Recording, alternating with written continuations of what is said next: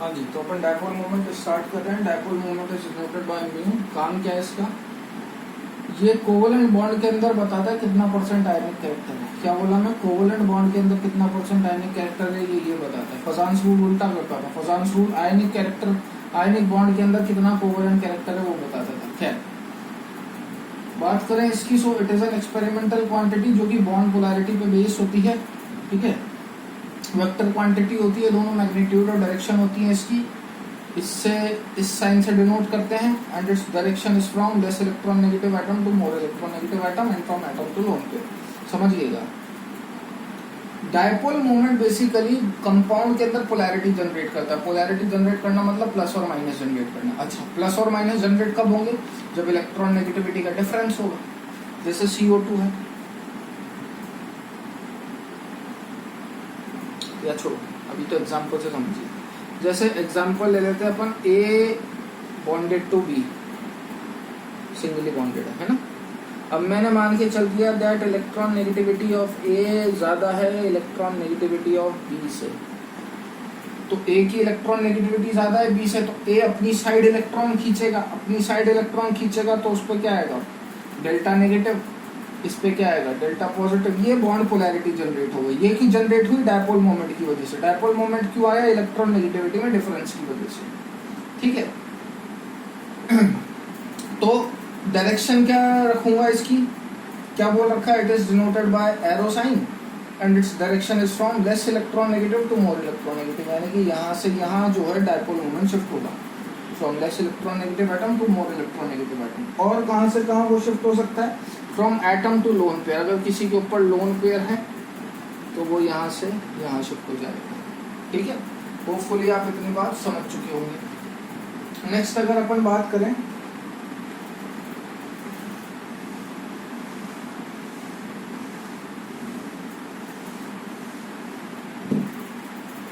Dipole moment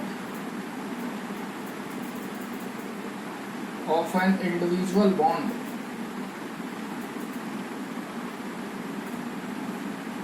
is known as bond moment,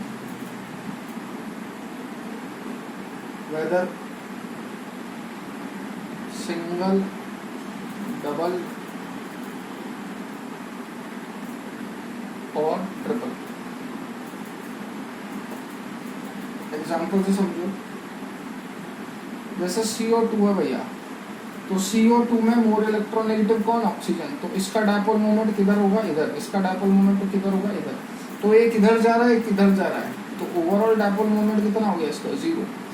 dipole moment can be 0 but bond moment can never be 0। Bond moment क्या होता है भैया?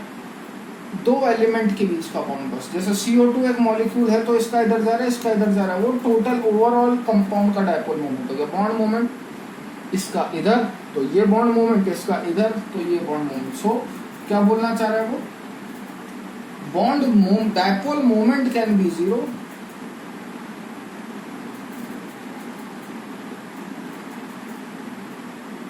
But bond moment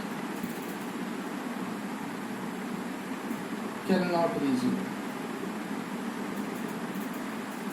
ठीक है, अब मैं आपको इसमें दो चार चीजें बता देता हूँ ताकि सवाल आसानी से सॉल्व हो जाए। वो पूछ लेता है कि भैया बता दीजिए इनमें से किसमें डायपोल मोमेंट 0 होगा।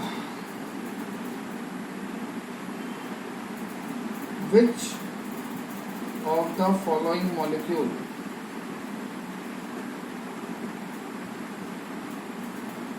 Has a 0 dipole moment. तो आपको आंसर क्या देना है? एक तो होमो एटॉमिक मॉलिक्यूल होना चाहिए, इनके अंदर डायपोल मोमेंट 0 होता है।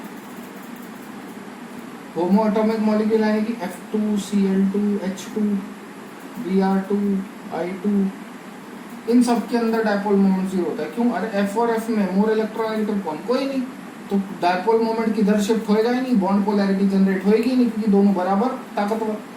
जब बॉन्ड पोलैरिटी जनरेट ही नहीं होगी तो डायपोल मोमेंट कितना हो गया? 0। अब दिमाग में आता है सर हेटेरोएटॉमिक में तो हर बार dipole moment not equal to 0 होगा, तो ये बात गलत है। हेटेरोएटॉमिक में किनमें डायपोल मोमेंट जीरो होता है वो समझिए। हेटेरोएटॉमिक में उनमें डायपोल मोमेंट जीरो होता है बेटा जिसमें लोन पेयर ऑफ इलेक्ट्रॉन ना हो और सराउंडिंग एटम सारे सेम हो। उस केस में म्यू क्या हो जाएगा, जीरो। जैसे CCl4 वैलेंस में 4 इलेक्ट्रॉन है, लोन पेयर ऑफ इलेक्ट्रॉन बचा नहीं, सारे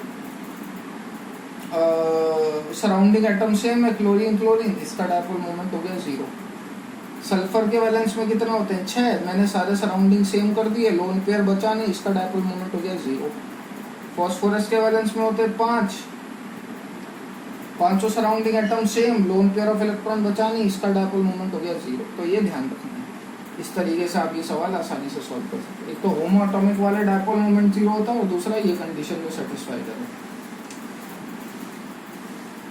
अब एक बहुत बेसिक क्वेश्चन जिसके आपके एग्जाम में आने के पूरे चांसेस हैं।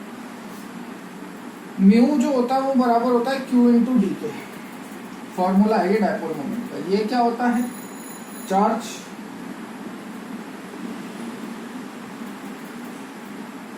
Developed on any pole,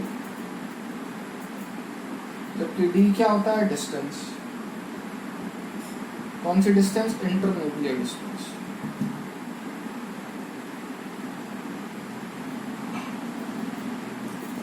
charge ज्यादा प्रायोरिटी रखता है एज कंपेयर टू डिस्टेंस के, ठीक है। तो अगर मैं सपोज आपसे HF, HCl, HBr और HI का डायपोल मोमेंट पूछ लूं तो इलेक्ट्रॉन नेगेटिविटी का डिफरेंस यहाँ पे ज्यादा है, हालांकि डिस्टेंस यहाँ पे ज्यादा है। तो मैंने क्या बोला, चार्ज और डिस्टेंस में प्रायोरिटी किसे देनी है, चार्ज को, तो डायपोल मोमेंट इसका ज्यादा होगा। पहला सवाल। दूसरा वो ये पूछ लेता है, ये आपके NCERT में भी क्वेश्चन गिवन है और काफी ठीक क्वेश्चन है, मतलब ये आने के थोड़े बहुत चांसेस हैं, दैट NH3 का जो डायपोल मोमेंट है वो है 1.47 डिवाइड, जबकि NF3 का जो डायपोल मोमेंट है वो है 0.24 डिवाइड। एक्सप्लेन करिए भैया। ज्यादा इलेक्ट्रॉन नेगेटिव कौन, फ्लोरीन है, तो डायपोल मोमेंट किसका ज्यादा होना चाहिए था, फ्लोरीन का, लेकिन ऐसा होता नहीं है। डायपोल मोमेंट किसका ज्यादा है, NH3 का। तो क्यों, स्ट्रक्चर बनाइए। जब स्ट्रक्चर बनाओगे तो NH3 की स्ट्रक्चर कैसी बनेगी भैया, जबकि NH3 की स्ट्रक्चर कैसी बनेगी, स्ट्रक्चर में सारा खेल है। इसका dipole moment atom to lone pair इधर शिफ्ट होगा, इसका less electronegative to more electronegative इधर शिफ्ट होगा, इसका डायपोल मोमेंट इधर शिफ्ट होगा, लेकिन इसका dipole moment less to more इधर शिफ्ट होगा। तो आप यहाँ से देख सकते हैं कि यहाँ पे डायपोल मोमेंट ऐड हो रहे हैं सेम डायरेक्शन में, जबकि यहाँ पे डायपोल मोमेंट सब्सट्रैक्ट कर रहे हैं, क्योंकि यहाँ पे एक दूसरे के वेक्टर को कैंसिल आउट कर देती है चीजें, इसलिए इनका डायपोल मोमेंट कम आता है एज कम्पेयर टू दिस। यहाँ पे आपका केमिकल बॉन्डिंग पूरी तरीके से खत्म होता है। मेहनत करोगे तो एक भी सवाल नहीं छूटेगा, ठीक है।